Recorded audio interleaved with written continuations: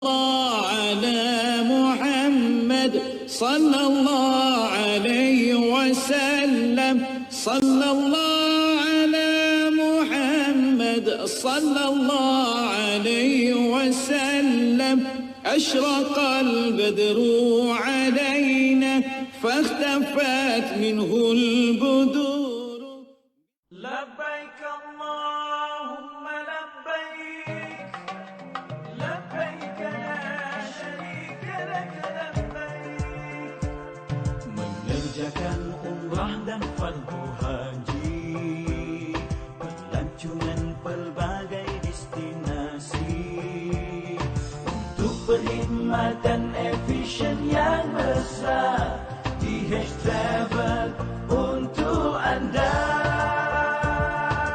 Dengan gaya cawana perhubungan melata dunia mudah perjalanan DH Travel untuk anda. Bismillahirrahmanirrahim. Alhamdulillahirabbil alamin. Wassalatu wassalamu ala asyrafil anbiya wal mursalin sayyidina Muhammadin wa ala alihi wa sahbihi ajmain. Subhanaka la ilma lana illa ma 'allamtana innaka antal alimul hakim. Rabbi shrah li sadri wa yassir li amri wahlul 'uqdatam min lisani yafqahu qawli. Amma ba'd. Assalamualaikum warahmatullahi taala wabarakatuh. Kepada followers Tabung Haji Travel and Services Sdn Bhd, semoga semuanya di bawah rahmat Allah, dalam perlindungan Allah Subhanahu wa taala. Dalam kita pada hari Jumaat ini, semoga kita perbanyakkan selawat kepada Rasulullah sallallahu alaihi wasallam. Semoga kita mendapat syafaatnya di bawah naungannya ketika kita di padang mahsyar nanti. Allahumma salli ala sayyidina Muhammad wa ala ali sayyidina Muhammad. Allahumma salli ala sayyidina Muhammad wa ala ali sayyidina Muhammad. Allahumma salli ala sayyidina wa habibina wa syafi'ina wa zukhrina anta maulana Muhammad. Baik, alhamdulillah, bertemu kita sekali lagi dalam segmen niaga bicara bersama Ustaz dalam bertajuk Gerbang Ramadan. Alhamdulillah. Baik, tanpa kita membuang masa lagi, dan alhamdulillah bertemu kita sekali lagi bersama saya Syahrizal bin Ali dan Al-Fadhil Ustaz Aiman. Tidak asing lagi bagi kita. Dalam segmen yang lepas kita telah membincangkan, kita telah mengupas sirah Nabi, yang kalau mana-mana yang belum lagi mengikuti ataupun belum lagi bersiaran mengikuti kita, boleh like dan share ataupun boleh ke layari dalam Tabung Haji Travel and Services. Di sana ada banyak ilmu-ilmu yang kita kongsikan, yang kita sampaikan untuk perkongsian bersama, untuk rujukan kita bersama. Alhamdulillah. Baik, hari ini kita akan membincangkan sedikit tetapi sangat padat dan sangat baik untuk menjadi panduan kepada kita. Ya, baik, dengan kita hari ini bersama Ustaz Aiman sekali lagi, ya, dalam segmen niaga secara langsung. Kepada tuan-tuan dan puan, untuk sebelum kita teruskan, jangan lupa like dan share. Kita kongsikan walaupun sepotong ayat, insya-Allah. Hari ini bukan sepotong ayat, banyak potong ayatnya yang kita akan kongsikan bersama-sama dengan kita hari ini, insya-Allah. Baik, tuan-tuan dan puan, Ramadan semakin tiba, Ramadan semakin hampir, hari semakin hari, dan kita telah mendekati gerbang Ramadan, yang mana gerbang Ramadan ini bulan yang sangat mulia, bulan yang sangat kita nanti-nantikan, sangat kita tunggu-tunggu. Waktu itulah Ramadan kita menambahkan kita punya amal ibadat kita. Disitulah kita berpuasa, disitulah kita sedekah dan bertarawih. InsyaAllah kita telah diberikan kebenaran untuk bertarawih, dan jangan lupa kita membaca Al-Quran. Di situ juga kita nak tahu, Ustaz, insyaAllah Ustaz, ya. Mohon Ustaz, untuk kita sebelum kita kupas lebih jauh Ustaz, ya, asasnya Ustaz, boleh tak kita kongsikan kepada followers kita kenapa Ramadan itu sendiri, Ustaz, ya, kenapa Ramadan itu sendiri mulia dan dipilih daripada bulan-bulan yang lain dalam Islam, Ustaz? Tafadhal Ustaz, kongsikan. Terima kasih kepada Haji Shah. Hari ini nampak handsome sikit daripada yang lepas. Bahkan lebih handsome lah sebenarnya kalau ikutkan. Jadi insyaAllah terima kasih di atas diberikan amanah pada pagi ini, dan mudah-mudahan Allah berikan kita kelapangan dan manfaat insyaAllah di dalam segmen pagi ini. Jadi pertama-tama sekali, marilah kita sama-sama mengaturkan rasa syukur pada Allah Subhanahu Wa Taala dan selawat ke atas junjungan besar baginda Nabi sallallahu alaihi wasallam. Mudah-mudahan semua asbab-asbab yang kita buat, amal ibadah, syukur dan selawat kita pada Nabi sallallahu alaihi wasallam ini, Allah permudahkan kita untuk bertemu di dalam Ramadan yang tidak lama lagi akan mengunjungi kita. Jadi insya-Allah tuan-tuan, puan-puan yang bersama kita di dalam media Facebook dan sebagainya, insya-Allah sama-samalah kita mengimarahkan majlis ilmu ini, yang mana kita letakkan dalam satu prinsip di dalam hati kita, sentiasa ikhlas di dalam apa jua yang kita lakukan. Haji Syah, okay, lebih-lebih lagi kita nak masuk bulan Ramadan ni kena banyak ikhlas. Sebelum saya masuk di dalam perbahasan kita lebih panjang lagi, pada pagi yang mulia ini, hari Jumaat, insya-Allah kita akan kongsikan sedikit berkenaan dengan beberapa sejarah lah. Kalau nak ikutkan tidaklah sejarah panjang, kita pendekkan sajalah, yang berkaitan dengan bulan Ramadan ini. Jadi kalau biasa kita dengar Ramadan ni apa benar, dari apa yang disebutkan Ramadan ini? Okay, disebutkan ketika mana perkataan Ramadan ini diambil daripada 3 perkataan. Yang biasa kita dengar Ramadan itu satu nama, tetapi nama asal dia adalah Ramadan yang diambil daripada 3 perkataan, yang bermaksud panas, ataupun terik. Orang Johor ngomong sangit. Minta maaf lah, sejauh hari Jumaat ni terkeluar sejauh. Jadi kalau dalam istilahnya, waktu disebut dengan Ramadan ataupun 3 perkataan yang diletakkan dalam kaedah bahasa Arab ni, Ramadan itu adalah panas terik, yang mana bulan yang Allah bagi ujian, ketika mana pada bulan Ramadan itu sendiri disebut dengan panas terik, walaupun Ramadan ni ada musim hujan. Tetapi kaedah waktu Ramadan ini diistilahkan bulan yang Allah bagi semuanya kena sabar. Nak melatih diri setiap hamba Allah itu supaya datang ataupun cuba hadirkan sifat sabar itu di dalam hati. Dan juga kita ketahui di dalam sejarah kita, yang mana memang sentiasa diulang-ulang, tak kira lah dalam TV ke, waktu bulan puasa segmen-segmen rohani yang ada dalam TV ke, yang mana diceritakan, memang benda itulah yang selalu kita dengar. Yang mana juga Ramadan ini disebutkan syariatnya pada 10 Syakban, 1 tahun setengah selepas penghijrahan Nabi sallallahu alaihi wasallam ke bumi Madinah. Ini sejarah ringkaslah. Saya tak nak pergi cerita yang banyak-banyak, sebab itulah yang kebiasaan kita dengar, dan kita memang kompang hafal lah kalau berkenaan dengan Ramadan ini. Kenapa disebutkan dengan panas itu, dan juga kenapa dikaitkan dengan bulan Ramadan ini dengan bulan yang sabar, iaitu kerana panas itu adalah untuk membakar dosa-dosa kita dengan amal ibadah yang kita buat ketika mana di dalam bulan Ramadan. Disebutkan juga Ramadan ini ada diletakkan dengan Syahrus Sabr, Syahrus Siyam, Syahrul Sadaqah, dan banyak nama-nama lain di dalam nama bulan Ramadan itu sendiri. Kerana seperti mana yang telah saya sebutkan sebelum ini, ketika mana nama ataupun gelaran yang diberikan kepada sesuatu ataupun seseorang, pada waktu itu menunjukkan bahawa kehebatan, kelebihan nama yang ada dalam bulan Ramadan itu, ataupun nama pada sesuatu yang kita gelarkan nama yang banyak itu, adalah nama yang sangat-sangat hebat dan menunjukkan manfaat dan kelebihan di dalam bulan ataupun sesuatu yang kita tujukan nama itu. Termasuklah namanya bulan Ramadan. Itu saja sedikit, insya-Allah. Baik, alhamdulillah. Okey. Sebelum kita teruskan, jangan lupa kita like dan share, kita kongsikan walaupun sepotong ayat. Okey, insya-Allah.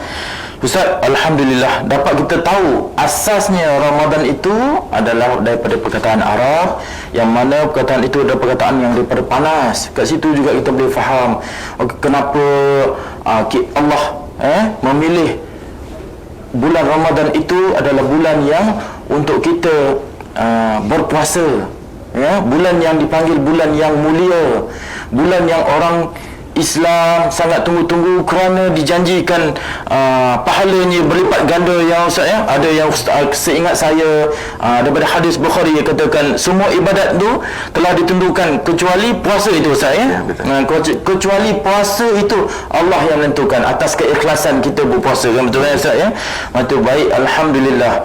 Macam tu baru kita faham, kenapa bulan puasa tu panas, kan? Kenapa kita kena berpuasa, dan barulah kita diuji keikhlasan kita beribadat kerana Allah ataupun kerana menunjuk-nunjuk ke ataupun macam mana, Ustaz, ya.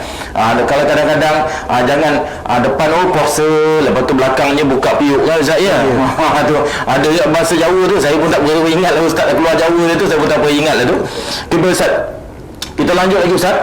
Bila dah menarik sangat saya dah dengar ni asasnya Ramadan itu sendiri, dan saya nak lanjutkan, Ustaz, dengan sirah Rasulullah sallallahu alaihi wasallam. Boleh tak, Ustaz, kongsikan bersama dengan kita, kita semua nak tahu, kan, apakah amalan Rasulullah sallallahu alaihi wasallam ni sebelum bertemunya Ramadan ni, Ustaz, bagi persediaan kita. Lagi-lagi kita pada era hujung zaman ni, kan, Ustaz, kan, iman kita taklah berapa kuat. Macam mana, Ustaz, sebagai kita menjadi daripada sirah itu menjadi panduan daripada kita, Ustaz. Fadhal, Ustaz, silakan, Ustaz. Okey, berkaitan dengan persediaan ataupun persiapan sebelum Ramadan itu sendiri, disebutkan di dalam banyaklah kitab-kitab, termasuk di dalam kitab Syu'abul Iman, termasuk di dalam kitab-kitab yang lain berkaitan dengan sahabat-sahabat Nabi sallallahu alaihi wasallam itu sendiri. Kita mungkin biasa dengar Nabi sallallahu alaihi wasallam, dia memang kebiasaan setiap tahun kalau nak buat ataupun nak sambut puasa, dia akan ada beberapa kriteria Nabi akan dibuat, ataupun langkah-langkah yang Nabi ataupun amalan yang Nabi buat sebelum masuk Ramadan itu sendiri. Antaranya yang biasa kita dengar, Nabi SAW diriwayatkan dalam hadis Bukhari, riwayat Aisyah radhiyallahu anha. Sayyidatina Aisyah ini isteri baginda Nabi SAW, bila dia melihat keadaan Nabi bertukar pada bulan Syaban, lalu Aisyah radhiyallahu anha ini dia bagi tahu ketika mana bulan Syaban aku tidak pernah melihat Nabi sallallahu alaihi wasallam banyak puasanya melainkan di dalam bulan Syaban. Bahkan baginda aku melihat puasa sebulan dalam bulan Syaban itu hanya beberapa hari saja Nabi tak puasa. Ini menunjukkan bahawa hadis ini Nabi sallallahu alaihi wasallam dia menggunakan kesempatan dan persediaan yang ada ketika mana sebelum masuk bulan Ramadan itu sendiri. Sebab apa? Satu yang kita kena ingat, bulan Ramadan ini Allah pilih. Bukan semua bulan yang kita senang nak masuk, bulan Ramadan kita senang nak masuk, belum tentu. Sebab apa? Ramadan itu sendiri kalau kita lah dalam keadaan kita ni macam kita nak pergi haji lah, belum tentu orang pergi umrah dia senang nak pergi haji, belum tentu. Sebab kotaknya dengan visanya lagi melalui beberapa langkah nak dapatkan persediaan dan panggilan seruan Allah Subhanahu Wa Taala, yang mana kita boleh kaitkan juga dengan kaedahnya Nabi sallallahu alaihi wasallam dia puasa Syaban itu lebih banyak daripada bulan-bulan lain, iaitu puasa sunat lah. Cuma ketika mana bulan Syaban ini disebutkan dalam hadis idzan tasafa syahran, iaitu idzan tasafa Syaban fala tasumu. Dalam riwayat hadis ini menyebutkan bahawa kalau nak masuk bulan Syaban ini ketika mana sampai 15 Syaban. Ini hadis sahih, riwayat Abu Hurairah radhiyallahu anhu. Seketika mana kita masuk pada 15 Syaban, maka ke atas dia, maknanya 15, 16 ke atas, jangan berpuasa. Ini hadis Nabi SAW yang digunakan oleh para ulama untuk nak bagi panduan. Kalau nak puasa sunat juga boleh, tetapi sekiranya pada 15 Syaban itu kita nak berpuasa, kita kena tengok layak kita ke tak puasa. Sebab apa? Hukum disebutkan kaitan dengan hadis tersebut, kalau orang yang tak biasa puasa sunat ataupun tak pernah puasa sunat, hukumnya makruh sekiranya dia berpuasa 15 Syaban ke atas. Hukumnya makruh. Tapi bagi orang yang biasa puasa sunat, tak ada masalah. Tak ada masalah. Bagi orang yang biasa ataupun yang mungkin tak sempat ganti puasa Ramadan, ini contoh bagi orang sakit lelaki, bagi orang yang tak habis mungkin dia beranak dan sebagainya, bagi orang perempuan dia boleh gantikan selepas 15 Syaban. Ini panduan yang disebut di dalam kitab Imam Syafi'i rahimahullahu taala dalam kitab Al-Majmu'. Jadi yang disebutkan kenapa Ramadan ini perlu ada persediaan, sebab nama disebut di dalam Al-Quran. Syahrul Ramadan alladhi ya ayyuhalladzina amanu kutiba alaikumusiyam. Puasa, lepas tu disebut lagi dengan Ramadan. Maknanya semua ini adalah menunjukkan kemuliaan Ramadan itu sendiri, sehinggakan Nabi dia mempelbagaikan selain daripada puasa, Nabi banyakkan sedekah dan Nabi banyakkan baca Quran. Sebab kalau kita tengok disebut dalam hadis Usamah bin Zaid disebutkan qala dzalika syahrun yaghfulun nasa anhu baina rajabin wa ramadan. Hadis itu menyebutkan demikian ketika mana bulan yang disebutkan yaghfulun nas, yang mana bulan ini ramai orang dia lalai anhu padanya, iaitu di antara bulan Rejab dan bulan Ramadan.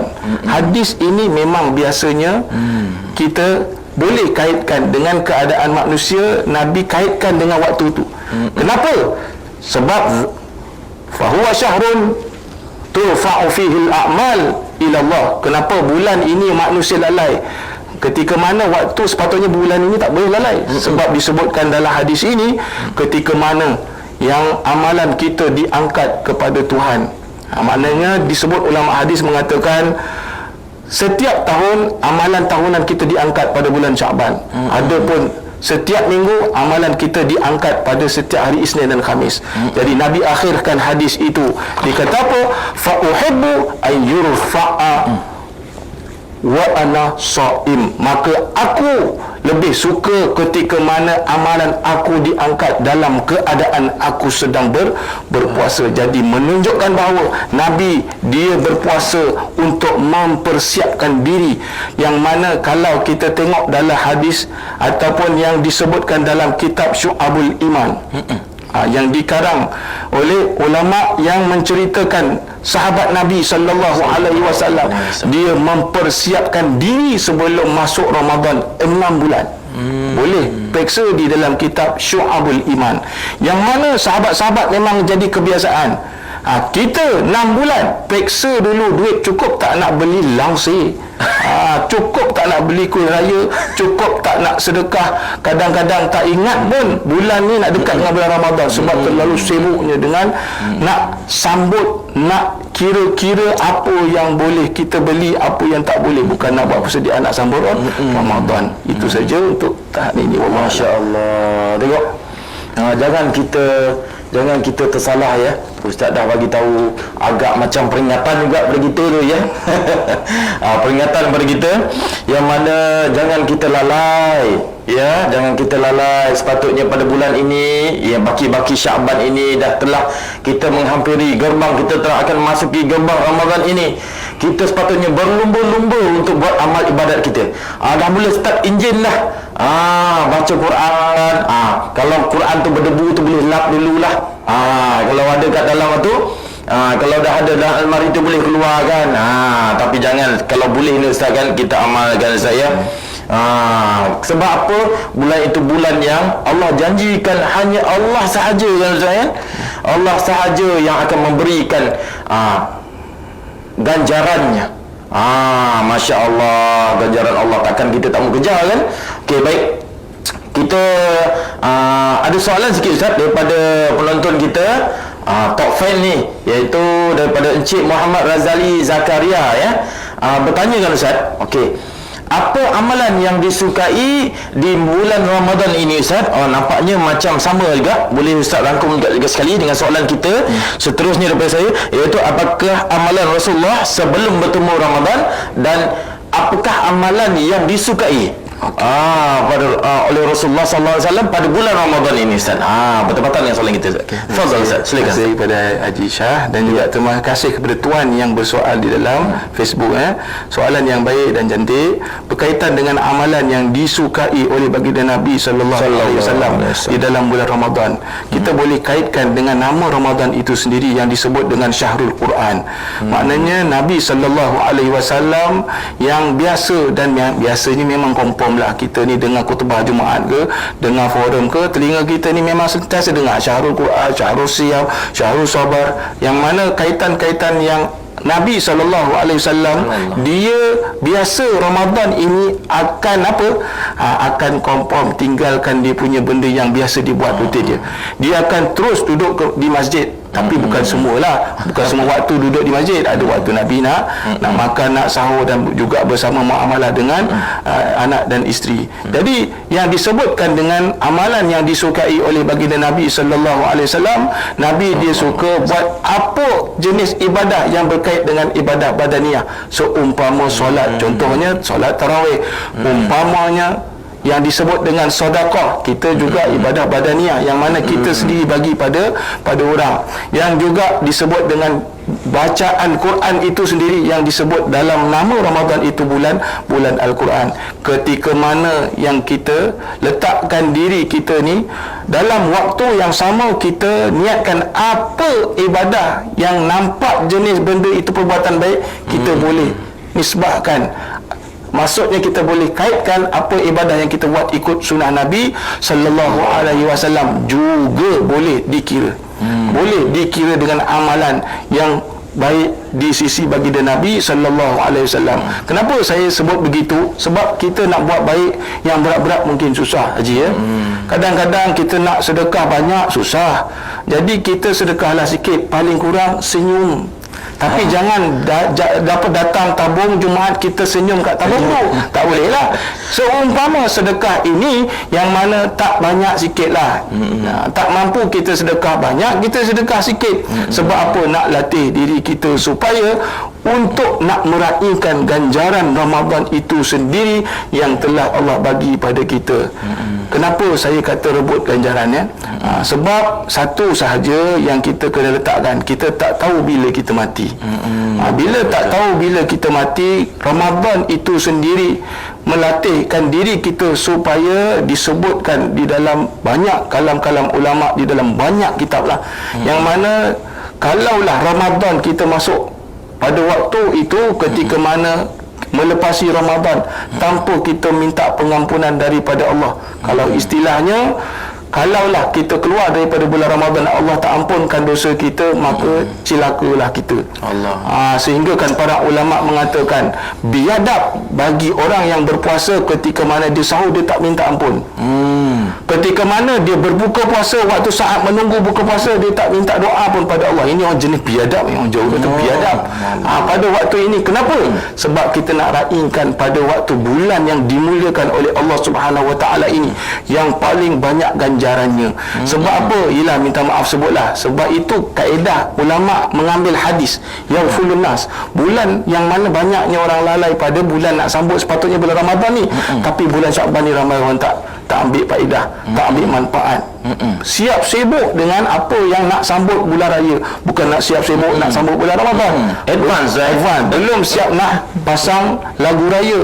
Lagu raya hari puasa pertama lagu Sudirman, minta maaf sebut hari pertama Sudirman, besoknya tukar lagu lain Sudirman lagi. Sudirman ini nak menunjukkan bahawa persiapan tu kalau ikutkan salah lah. Sahabat Nabi dia sambut, nak tunggu waktu sambutnya Ramadan 6 bulan. Kita 6 bulan rekod daging, bulan puasa nak makan daging apa? Batang pinang ke? Batang pisang. Contoh. Waktu ini nak baru sekat daging apa? Rimau menangis. Nak menunjukkan itulah beza lah kan. Lagi-lagi lah kita mungkin masyarakat Nusantara dengan nak bandingkan dengan masyarakat Arab. Tengok amalan, kalau kita tengok contohlah di Arab Saudi, di Mekah itu sendiri dan Madinah. Kalau kita nak bandingkan masjid, kita pecah masjid kita kan. Kalau nak samakan dengan masjid Haram dengan masjid Madinah, ramainya orang datang berpusu-pusu nak buat ibadah. Kenapa? Salah satunya kepahaman kita berbanding dengan kepahaman yang ada di bumi Arab itu sendiri mungkin tidak sama seumpama yang kita dengar daripada hadis Nabi dan juga kisah-kisah sahabat Nabi sallallahu alaihi wasallam. Wallahu alam. Masya-Allah. Okey. Baik, Masya-Allah. Seronok kita dengarnya. Perkongsian daripada Ustaz. Jangan lupa kita like dan share, kongsikan ilmu yang kita ada hari ini. Semoga dapat ramai yang manfaatnya, dapat ramai yang mendengarnya, dapat kita berkongsi ilmu kita, insya-Allah. Baik. Kat situ Ustaz dapat ingatkan kita juga, jangan kita lalai dalam kita bersedia untuk Ramadan ini, ya. Dan jangan juga kita leka dalam menyediakan hari raya ni semua ni, ya. Belum lagi terlalu awal untuk kita buat semua ni. Sepatutnya kita start enjin kita buatkan persediaan, bersedekah, kan, baca Al-Quran, perbanyakkan amal kita. Kalau mana yang dah berpuasa tu, kita dah bersedia dah berpuasa. Okey, baik, kita susunkan anak-anak kita, macam mana kita nak bertilawah nanti bersama-sama, kita rancang. Sekarang ni dalam pandemik ni pula, okey, kita dah boleh plan dah macam mana, ada maghrib ke, isyak ke, ataupun selepas asar ke, kita bertilawah sama-sama, kita kongsikan. Bapak-bapak boleh sediakan kitab-kitab mana yang boleh kita kongsikan, mungkin sirah-sirah kita kongsikan. Masya-Allah, itu yang terbaik untuk kita. Baik Ustaz, ada lagi soalan daripada kita Ustaz? Daripada Atin ni kata, ala bestnya tajuk hari ini tapi dah masuk lambat, dah setengah, macam mana nak tengok sebelum. Masya-Allah Atin, jangan risau. Saya pula kejauh pula Ustaz, jangan risau nak keluar pula jauh Ustaz. Jangan risau, nanti insya-Allah kita daripada pihak Tabung Haji Travel akan up balik semula video-video ini. Ada juga video-video yang lepas, jangan lupa like dan share dan follow kita. Akan ada notification, akan kita boleh tengok balik semula. Banyak ilmu-ilmu yang kita kongsikan, banyak tips-tips yang kita kongsikan. Umrah yang lepas kita ceritakan sirah-sirah Rasulullah sallallahu alaihi wasallam. Jangan kita bertangguh dalam beribadat, jangan kita bertangguh dalam buat baik. Ustaz telah tegur kita, peringatkan kita. Okey, baik Ustaz, ada soalan lagi Ustaz, ya. Daripada Encik Maas Asar. Assalam Ustaz, apa persiapan rohani untuk bertemu Ramadan nanti Ustaz? Persoalannya sangat seronok. Silakan Ustaz. Okay, terima kasih Haji Shah dan juga tuan yang bertanya sekali lagi daripada Facebook, Okey, berkaitan dengan persiapan rohani. Okey, persiapan rohani ni biasanya kalau kita nak gunakan direct, nak paksa hati kita, itu memang susah lah. Dia kena ada persiapan fizikal juga.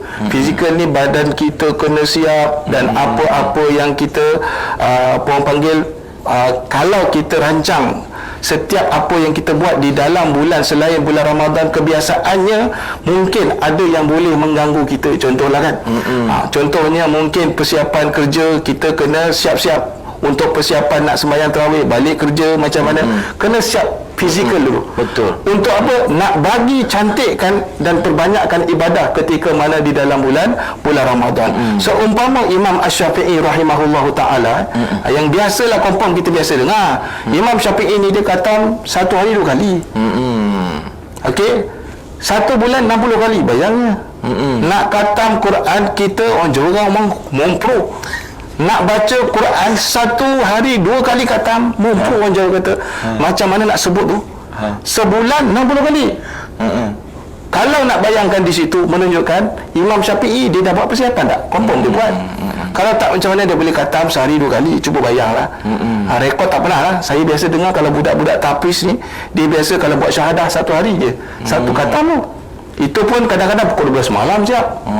Nak habiskan bacaan, nak dapat sijil khatam Quran, mengesahkan dia adalah hafiz Quran yang dia betul-betul ingat nama sijil tu syahadah. Nak hafal, nak bagi baca tu satu hari, itu pun ya Allah nak bagi, kena susun jadual elok. Ini kan lagi nak baca Quran dalam bulan Ramadan. Sebenarnya boleh kalau kita nak baca Quran sekali khatam, cuma mungkin kebiasaan sibuk dengan benda lain itu yang jadi susah. Itu yang pertama. Yang kedua, persiapan fizikal jangan kita lepaskan juga dengan persiapan rohani. Ini disebut dalam kitab Manaqib Imam Al-Ghazali rahimahullahu ta'ala. Dia bila rasa nak terlalu banyak ingat pada dunia, okey, ni cara dia buat. kita mungkin boleh contohlah. Mudah-mudahan saya menjawab soalan ni ya. Okey, Imam Al-Ghazali dalam kitab beliau Al-Manaqib menceritakan cerita berkenaan dengan Imam Al-Ghazali, beberapa kisah yang ketika mana dia hidup. Imam Ghazali ni ketika mana dia menceritakan diri dia sendirilah, kalaulah aku ketika mana datang di dunia ni terlalu banyak, maknanya dia nak ingat dunia, macam dosa ni mungkin terlepas pandang, yang mana dia akan buat satu benda yang dia buat ni tak ada orang lain buat. Dia kata apa? Aku confirm akan pergi kubur. Aku akan pergi kubur. Setiap kali kalau aku rasa diri aku ni ingat dunia lebih, bila aku sampai dekat kubur, dia iaitu Imam Al-Ghazali rahimahullahu ta'ala ni, walaupun ada setengah ulama dia menceritakan keburukan Imam Al-Ghazali ni, tapi kita kena ingat Imam Al-Ghazali ni dia mengarang banyak kitab tau. Jangan senang-senang nak bagi kecaman pada Imam Al-Ghazali. Jadi oleh kerana kita nak ambil cerita ini, Imam Al-Ghazali ni kalau dia banyak sangat ingat dunia, terlalu masuk dunia ni banyak dalam hati dia, dia akan pergi ke kubur. Dia kata apa? Ketika mana aku sampai ke kubur, dia akan tengok semua kat kubur-kubur ni. Jadi aku akan bercakap sendiri. Ketika mana aku melihat semua orang hidup dekat dunia ni nak sangat kejar harta, nak sangat kejar rumah besar, nak sangat kejar nikmat dunia, tapi aku tak ada semua tu. Jadi apa yang aku ada satu je, yang semua orang kat dalam kubur ni nak. Semua orang kat dalam kubur ni dia tak ada nak minta rumah besar, ada tak? Tak ada. Satu je dia minta, orang dalam kubur ni. Aku tak ada apa yang orang lain nak. Aku tak mampu nak makan banyak yang mahal-mahal. Aku tak mampu nak duduk rumah besar. Aku mungkin tak mampu nak beli kereta besar kalau zaman kita lah. Tapi ada satu je yang aku ada, yang orang yang aku sebutkan tadi tu dia nak, tapi aku tak ada. Tapi aku melihat orang kubur ni tak ada pun apa yang orang lain yang hidup ini nak, tapi aku tengok orang kubur ni semua ni dia satu je dia minta, yang mana dia nak minta hidup je. Al-Hayah dalam kitab tersebut sebutkan bahawa orang kubur ni minta satu je, yang aku ini mungkin orang yang ada hidup dalam dunia yang minta rumah besar, makan sedap-sedap, tapi aku tak mampu. Tapi aku ada satu ni yang ada dalam kubur ni minta, iaitu kehidupan. Yang mana kehidupan ini, bila aku tengok satu benda ini orang kubur semua minta, itulah yang ada pada aku. Yang mana yang lain aku tak mampu nak cari makan sedap, kereta besar dan sebagainya.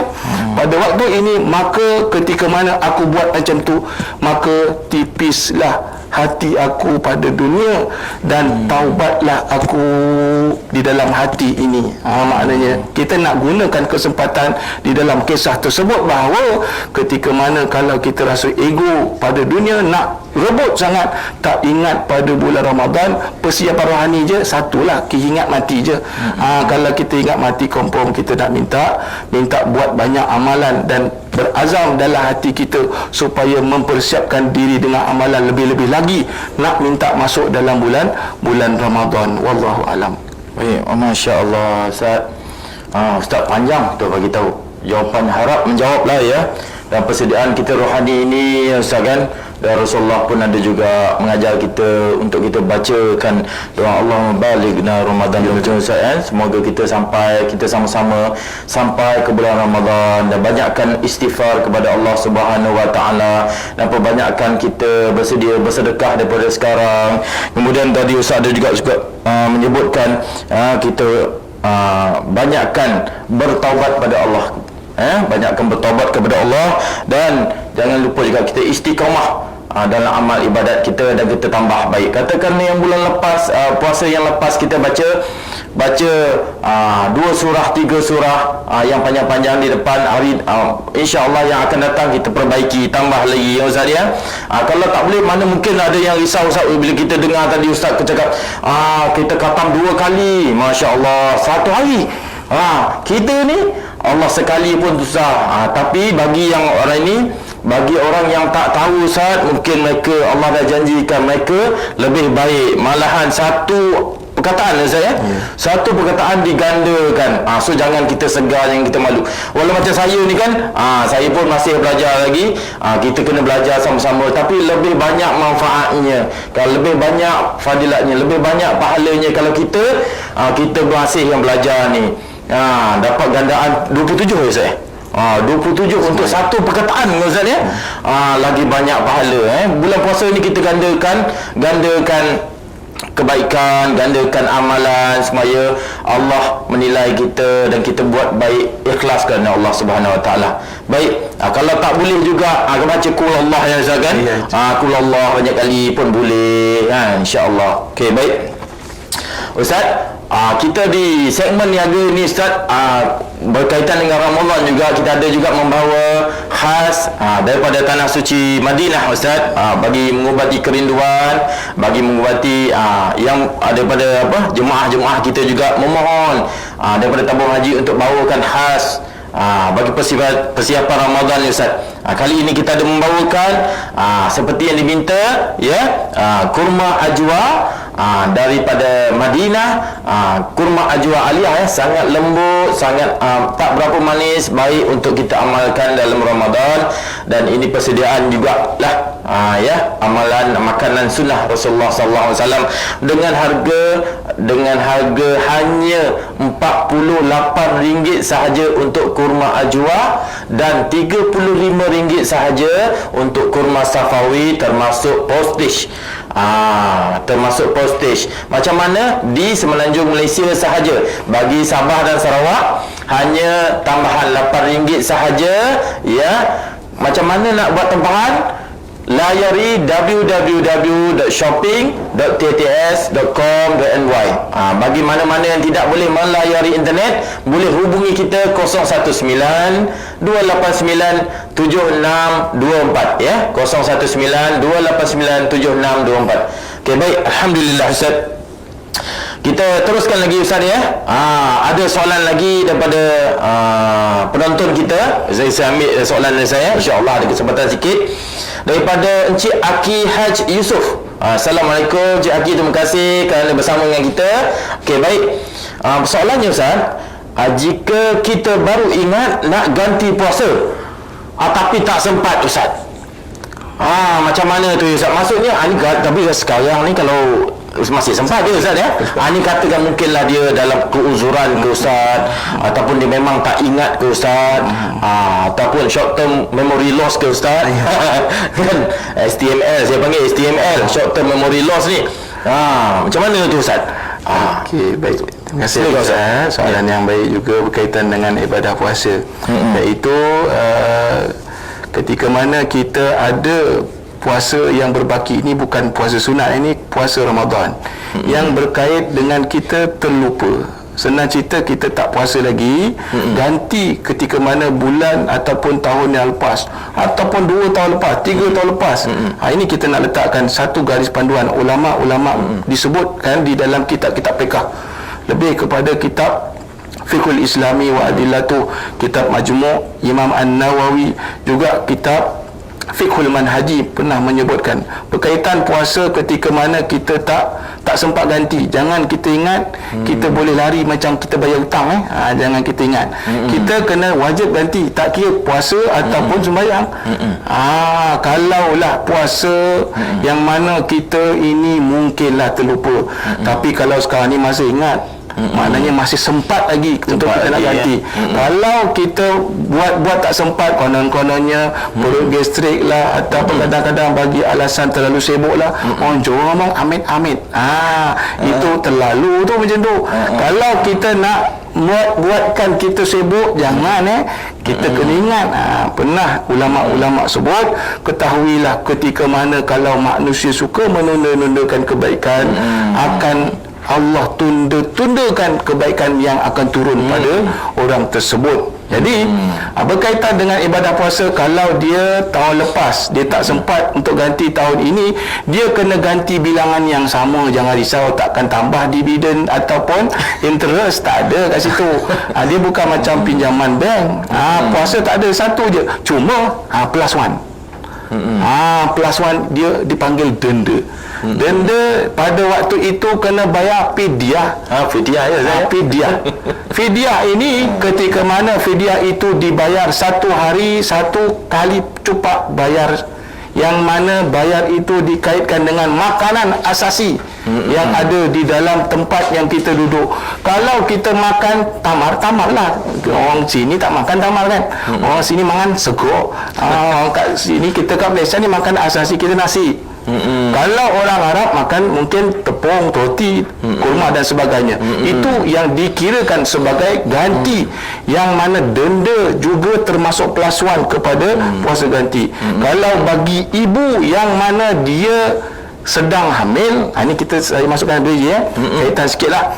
Boleh. Ketika mana ibu yang sedang hamil, pada waktu itu ketika mana dia rasakan diri dia tak mampu puasa, dan juga dia risau diri dia ada darurat yang akan terjadi, contoh dia pengsan, kurang darah ataupun apa kandungannya, yang mana pada waktu itu kesan pada dia buruk ketika kalau dia tahu dia puasa. Dan makan banyak yang ketika mana ibu hamil ni tak boleh puasa, tak mampu, bukan dia buat saja. Pada waktu itu dia rasakan diri dia tak mampu, pada waktu itu dia boleh batalkan puasa, maksudnya dia boleh berbuka, dan juga dia wajib qada satu, dan tak perlu bayar denda fidyah. Tak bayar fidyah, tak bayar ya. Tetapi ulama-ulama menyebutkan kalaulah ibu itu yang sedang hamil, ketika mana dia berbuka puasa tu sebab dia takut pada baby dia, kandungan dia, takut baby ni jadi masalah, tak bergerak, ataupun membahayakan kandungan pada waktu tu, tapi tak bahaya pada diri dia, bahaya pada baby. Kini tadi tu bahaya pada diri ibu itu sendiri, ini dia risau bahaya pada diri baby tu, kandungan sahaja. Pada waktu itu dia perlu bayar puasa satu kali satu hari, dan juga bersama dengan denda ketika mana yang disebutkan dengan nama fidyah tadi. Kalau kita kiralah satu cepat beras, kiraan dia berapa mengikut semasa. Dan yang terakhir, satu cepak beras yang kita gunakan, beras itu kena ingat beras yang kita makan kan. Jangan bagi beras yang ada bubuk tu, yang murah-murahnya saya ada ulat dah keluar tu. Pandai pula cari beras guni yang kat mamak jual tu, yang dah nak busuk lah, yang murah-murahnya macam tu. Makanya saya kita makan beras mati special. Tapi bagi orang yang nak busuk kat tempat, orang yang nak buang beras tu, contoh, itu tak boleh. Kita kena bagi beras yang apa kita makan, kalau boleh grade yang sama. Wallahu alam. Masya-Allah. Itu Ustaz dah peringatkan kita kan. Kalau senang lagi ni, boleh kita peringatkan diri kita ya. Jangan kita ambil remeh lah dalam amal ibadat kita. Jangan ambil remeh dalam amal ibadat kita ya. Besok kita dipersoalkan balik. Besok kita nak jawab apa di masa depan kita. Ya Allah, masa tu tak ada naungan lagi kan Ustaz kan. Kita dah peringatkan itu, dah Ustaz dah kongsi sebelum ini. Jangan kita bertangguh dalam ibadat. Jangan kita bertangguh dalam ibadat kita ya. Kalau kita dah tahu dah kita apa Ustaz, tak puasa kan, cepat-cepat kita gantikan puasa kita. Baik, untuk yang akhir ni Ustaz, penutup kita berkaitan dengan sekarang ni, keadaan sekarang ni, kita dalam keadaan pandemik ni Ustaz. Covid, macam-macam terlarang, macam-macam ni semua ni Ustaz. Nak jumpa orang tak boleh, nak tarawih pun ikut orang, lepas tu kena register apa semua, macam-macam sakit lah, kena ambil injection lah Ustaz. Boleh untuk penutup ni Ustaz, saya nak tanya Ustaz, bagaimana kita berpuasa sewaktu dalam keadaan pandemik ni Ustaz, supaya kita boleh menjadi panduan kita untuk followers kita hari ni. Ustaz, terima kasih. Ini soalan nampaknya disebut macam soalan penutup. Maka saya habiskan soalan ni walaupun nama penutup, tapi saya ambil ringkas lah berkaitan dengan puasa, mungkin kita kaitkan dengan bulan pandemik ataupun musim pandemik ni disebut di dalam kitab Siyaru A'lamin Nubala. Siyaru A'lamin Nubala, kisah tentang semua sahabat-sahabat dan juga para alim ulama zaman-zaman sebelum kita. Maknanya dalam kitab ini pernah menceritakan tahun 1055. Pada waktu itu ketika mana bumi Mekah ataupun sebenarnya cerita bumi Saudi sebahagian, bumi Iraq, Palestin dan bumi Syam, yang mana pernah ada juga musim pandemik ini. Bahkan musim lebih kurang sama. Masjid pun ditutup, Jumaat tak kira sekali lah. Pada waktu itu pun disebutkan hampir sama keadaannya. Pernah berlaku pernah berlaku yang boleh kita kaitkan dengan Seperti sekarang, keadaan sekarang ni. Imam Az-Zahabi menyebutkan dalam kitab Siyarul A'lamin Nubala ini berkaitan dengan peristiwa itu lebih kurang sama. Cuma nak letakkan bulan puasa itu ada khusus ke tak? Tak ada khusus pun. Tak ada ulama-ulama kata boleh musim Covid kita tak boleh puasa, tak ada. Sembahyang tetap sembahyang Jumaat je tak sembahyang Jumaat, kita sembahyang kat rumah tahun lepas kan. Ada pun puasa tetap sama. Raya pun tetap sama, cuma norma baru. Tak ada kata bulan puasa tak puasa separuh hari. Oh sedap lah macam tu, pukul 9 sampai pukul 10 contoh. Tak ada istilah PK macam tu, tak ada. Cumanya kita Puasa from home. maknanya istilah kan pada waktu itu hanya nama penyakit saja. Lebih kepada yang puasanya kita sendiri. Penyakit itu mungkin tetap ada sampai bila-bila, cuma kita akan gunakan norma baru untuk elakkan penyakit itu. Jadi kalau nak kaitkan puasa norma baru ni, jangan cerita lah zaman Nabi SAW. Allah, ringkas-ringkas terpanjang pula je sikit lah sejarah Kalau ikutkan zaman Nabi, dia puasa perang je. Kita puasa Allah zaman Nabi satu cerita, satu dalam hadis sebutkan syakauna ila Rasulillahi sallallahu alaihi wasallam malju'. Jadi pada waktu ini ketika mana perang Khandaq, bulan puasa ni, Rasulullah ni ditemukan dengan seorang sahabat ni mengadu, katanya kami ni berdua lapar ni. Farafa'na an butunina an hajaril hajar, dia angkat perut ni. Ni contoh lah, angkat perut, angkat baju, buka, nampak ada kain yang ikat batu kat tengah-tengah perut. Orang Arab dia kalau lapar dia akan buat macam tu. Dia ambil kain serban ke apa ke, dia ambil ketul batu, dia letak kat bawah khusus perut ni supaya nak elakkan angin masuk. Kalau kita kan gastrik kan. Kalau kita Ustaz angkat memang perut lah Ustaz. Nampak macam batu. Angkat perut. Nampak macam batu kan. Perut tapi perutnya. Jadi nak disebutkan pada waktu tu, ni bulan Ramadan ni. Bukan main-main.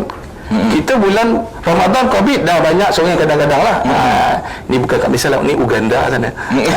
Nak disebutkan apa, sahabat-sahabat dia buka, dia tunjuk ada dua ketul batu.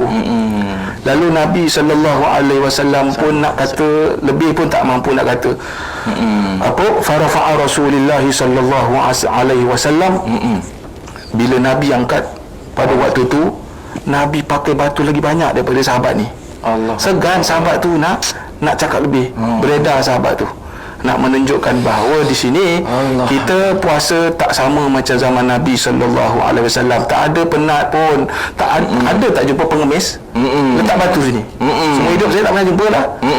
Jadi nak menunjukkan kita nak gunakan, kaitkan dengan Nabi SAW. Kita lagi hebat, kita lagi banyak senang dan banyak tenang daripada sakit lah kalau puasa ni, kecuali lah orang yang sakit kan.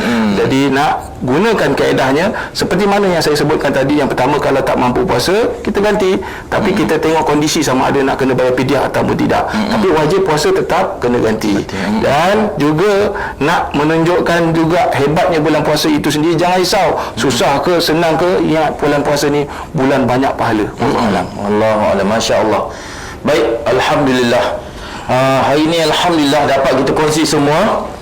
Sungguh menarik Ustaz, daripada yang minggu lepas sirah Nabi, dan hari ini kita kongsikan persediaan kita kepada gerbang Ramadan yang semakin tiba. Ya, kita bersedialah. Mudah-mudahan dapat kita berkongsi ini, dapat kita lebih bersedia untuk masuk ke Ramadan yang sungguh mulia ini. Bagi penutup, ya, bagi mana-mana yang berminat untuk menempah kurma, ya, untuk menempah kurma boleh hubungi kita di 089-289-7624 ataupun layari kami di www.shopping.ats.com.my. Dan jangan lupa like dan share dan follow kita punya Facebook, IG dan semua media sosial agar dapat kita manfaat bersama-sama ilmu-ilmu dan yang akan datang. Dalam segmen yang akan datang kita akan kongsi lagi banyak ilmu untuk panduan kita bersama, insya-Allah. Untuk itu kita tutup dulu majlis kita dengan wabillahi taufiq wal hidayah. Wassalamualaikum warahmatullahi wabarakatuh.